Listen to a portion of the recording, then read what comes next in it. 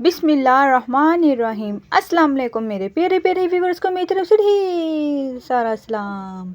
मैं उम्मीद करती हूँ कि आप सब खैरियत से होंगे। जैसे कि आप देख रहे हैं, आज मैं आपके साथ शेयर करने जा रही बहुत ही ज़बरदस्त रेसिपी, जो कि है चिकन पैटिस की रेसिपी। वीडियो को स्किप ना करिएगा, वीडियो को एंड तक देखिएगा। अगर आप एंड तक देखेंगे तो आपको पता चलेगा ना कि ये पैटिस मैंने जो बनाए हैं कैसे बनाए हैं, बिना ओवन के पतीली में। ये पैटिस मैं आपको बना के दिखाऊंगी बहुत ही इजी तरीके से। तो चलिए फिर शुरू करते हैं बनाना।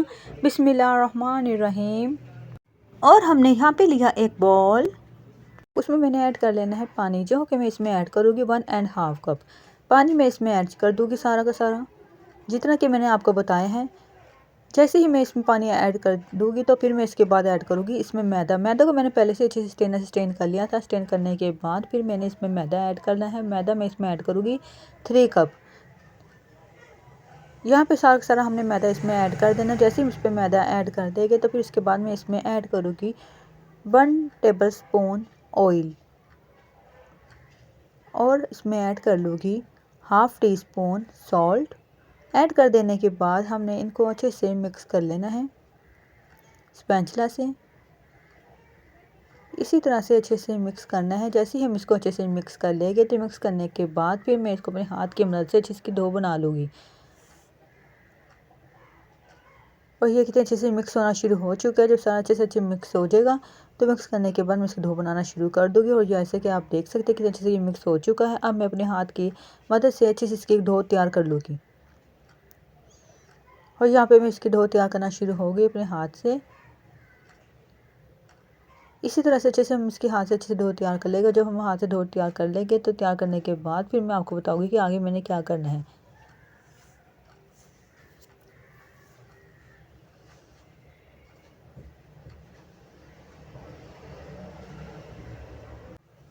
और यहाँ पे आप देख सकते हैं कितनी अच्छे से इसकी डो बनना शुरू हो चुकी है। जब अच्छे से हम इसको कर लेंगे तो अच्छे से अपने हाथ की मदद से इसको और अच्छी तरह हमने गूंदना है।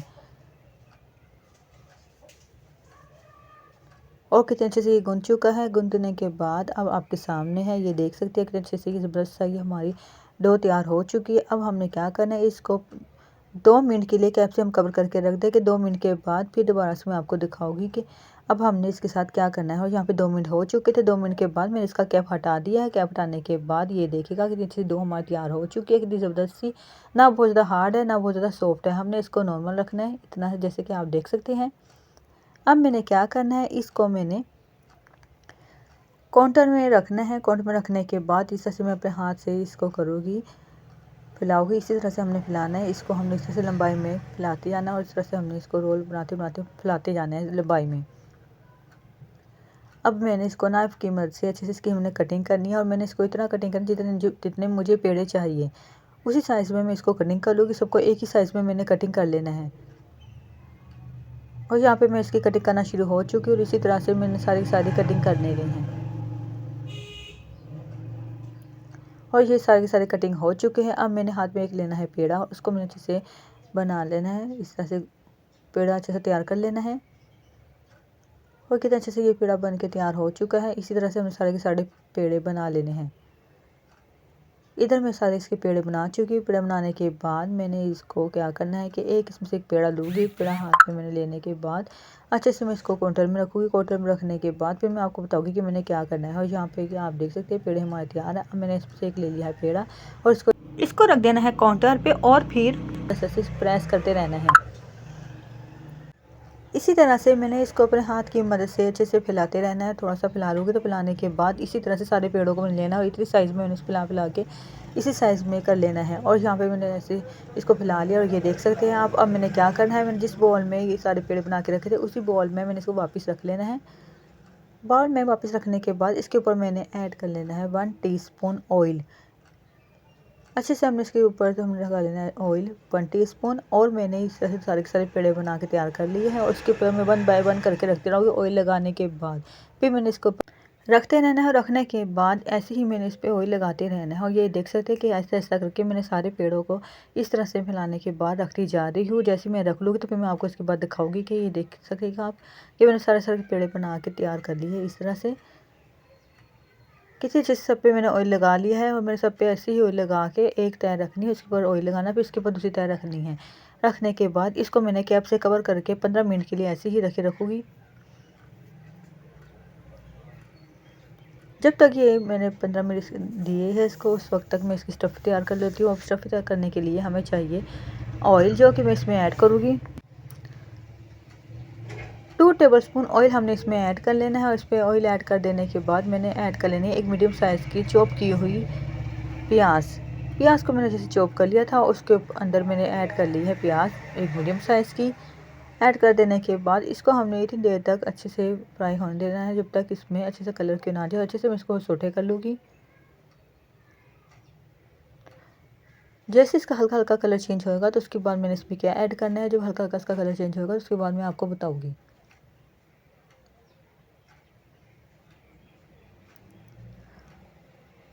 और यहाँ पे आप देख सकते हैं ऐसे ऐसे इसका कलर चेंज होना शुरू हो चुका है और उसको अच्छे से हमने करना है इस तरह से सौटे 1 मिनट के लिए।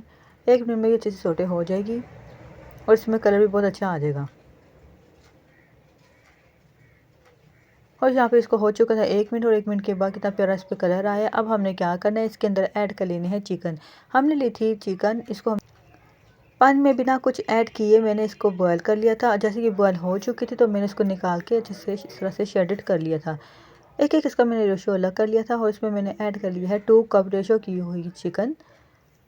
ऐड कर देने के बाद इसके अंदर मैंने इसको अच्छे से मिक्स करना है। जैसे इसको अच्छे से मैं मिक्स कर लूँगी तो मिक्स करने के बाद फिर मैंने क्या ऐड करना, जब ये मैं अच्छे से मिक्स कर लूँगी तो फिर मैं आपको बताऊँगी।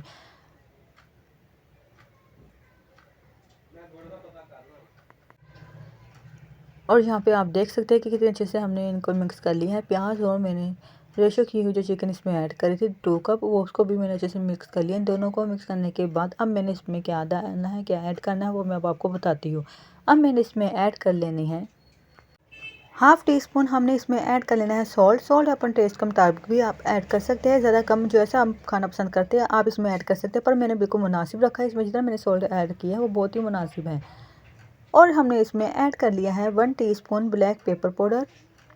ऐड कर देने के बाद इसमें हमने ऐड कर लेना है 1 teaspoon chicken powder.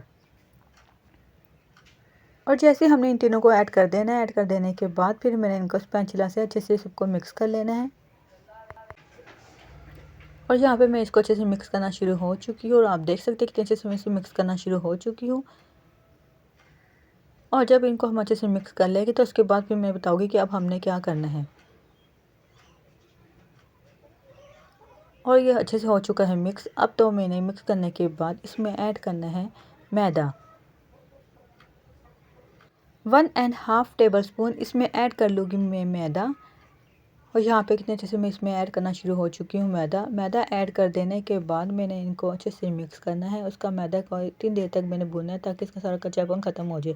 Low flame पे हमने इसको अच्छे से भूनना है।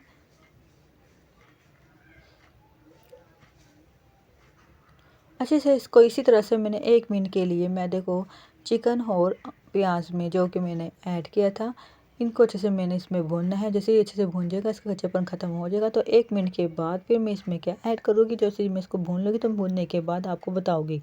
और यहाँ पे आप देख सकते हैं कि अच्छे से अब मैं इसको भून रही हूँ और ऐसे ही हल्का हल्के हाथ से मैंने इसको मिक्स करते रहना है।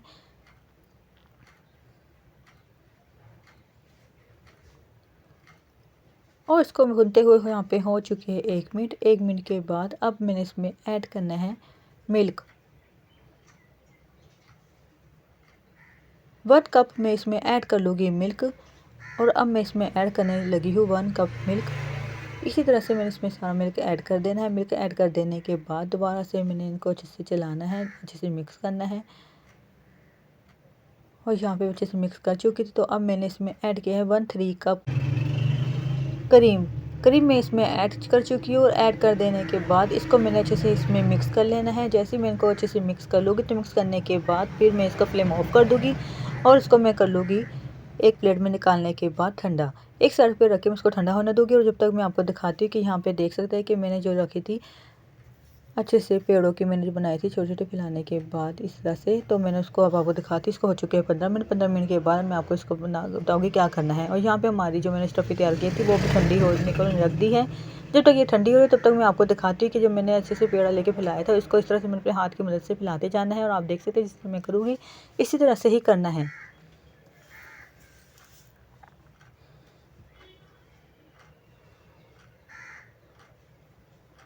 बिना रोलिंग पिन की मदद से हम इसको हाथ से इसी तरह से अच्छे से फैलाते रहेंगे और ये बहुत अच्छे से इजी होके ये खुद ब खुद ही खींच के फैलता जाएगा।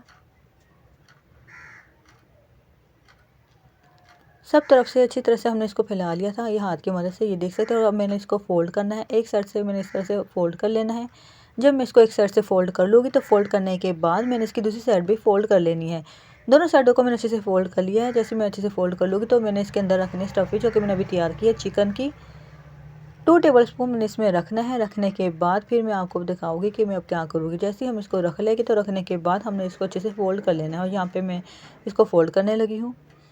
और इसी तरह से साइडों से भी मैंने इसको इस तरह से फ़ोल्ड कर लेना और फिर मैं इसको इस तरह से फ़ोल्ड करती रहूँगी। और यहाँ पे आप देख सकते हैं कितने अच्छे से मैं इसको फ़ोल्ड कर चुकी हूँ। फ़ोल्ड करने के बाद कितने अच्छे से ये बन रहा है। और ये आप देख सकते हैं कितने अच्छे से मैंने इसको तैयार कर लिया और इसी तरह से मैंने सारे के सारे तैयार कर लेना। और यहाँ पे मैं ली थी बेकिंग ट्रे, इसको मैंने अलग से कर लिया था ग्रीस और इस पर मैंने इस तरह से रख लिया। इसी तरह से हमने सारे पैटीज़ को फिलिंग करने के बाद तैयार कर लेंगे और सारे के सारे इस पर हम रख लेंगे। और इसके ऊपर मैंने लगा लेना एग की जर्दी। एग की जर्दी को मैंने अच्छे से बीट कर लिया था। बीट करने के बाद ब्रश की मदद से इसके ऊपर सब तरफ मैंने चारों तरफ से देखिएगा सब तरफ से अच्छे से मैंने इस पर लगा लेना है जर्दी एग की। सब तरफ अच्छे से लगाने के बाद अब आपको मैं दिखाती हूँ कि ये देखिएगा मैंने ली थी एक पतीली, इसको मैंने प्री हीट होने के लिए रखा था 10 मिनट पहले और उसको मीडियम लो फ्लेम पे मैंने अच्छे से प्री हीट कर लिया था। और मैंने अब इसका कैप हटा के इसमें बेक होने के लिए रख दिया है पैटीज़, चिकन पैटीज़ मैंने इसको बेक होने के लिए रख दिया। जब इसको हो जाएंगे 30 मिनट तो 30 मिनट के बाद मैं आपको दिखाऊंगी कितनी अच्छे से ये बेक हो चुका होगा। यहाँ पे हो चुके हैं 30 मिनट और मैंने इसका कैप हटाया, हटाने के बाद आपको दिखा रही हूँ। ये देख सकते हैं कितना अच्छे से ये बेक हो चुका है। बेक होने के बाद वो कितना प्यारा इसमें कलर आया। अब मैं क्या करूँगी, इसमें निकालने के बाद इसको मैं आपको दिखाऊंगी इसकी फाइनल लुक डिश आउट करने के बाद। और यहाँ पे कितना प्यारा कलर है, कितना ज़बरदस्त, माशाल्लाह माशाल्लाह बहुत ही ज़बरदस्त ये बन के तैयार हो चुके हैं पैटी जो के मैंने आपको बना के दिखाए बिना ओवन के घर में पतीली में। और अब आपको मैं यहाँ पे करा के दिखाऊंगी डिश आउट। और इधर आप देख सकते हैं कि मैंने इसको कर लिया है डिश आउट और कितना ज़बरदस्त माशाल्लाह से माशाल्लाह कितना प्यारा इसमें कलर है।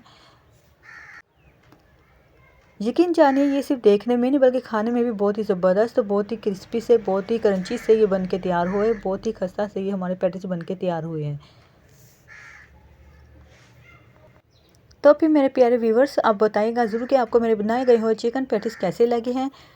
अगर अभी तक हमने चैनल के लिए सब्सक्राइब लाइक शेयर नहीं किया तो ज़्यादा से ज़्यादा कर लिएगा और बेल आइकन के बटन को भी लाजमी प्रेस करिएगा ताकि आने वाली तमाम वीडियो का नोटिफिकेशन आपको जल्द से जल्द मिल सके। और अगर आप मेरे चैनल पर नए हैं तो प्लीज़ जल्दी से सब्सक्राइब करिए और अपने फैमिली मेम्बर के साथ ज़रूर शेयर करिएगा वीडियो। मैं उम्मीद करती हूँ मेरी बनाई गई हुई आपको हर रेसिपी इंशाल्लाह ज़रूर पसंद आ गई होगी। तो फिर मेरे प्यारे व्यूअर्स दुआ में याद रखिएगा। आप मुझे मैं आपको तो इजाज़त दीजिएगा। अल्लाह हाफ़िज़।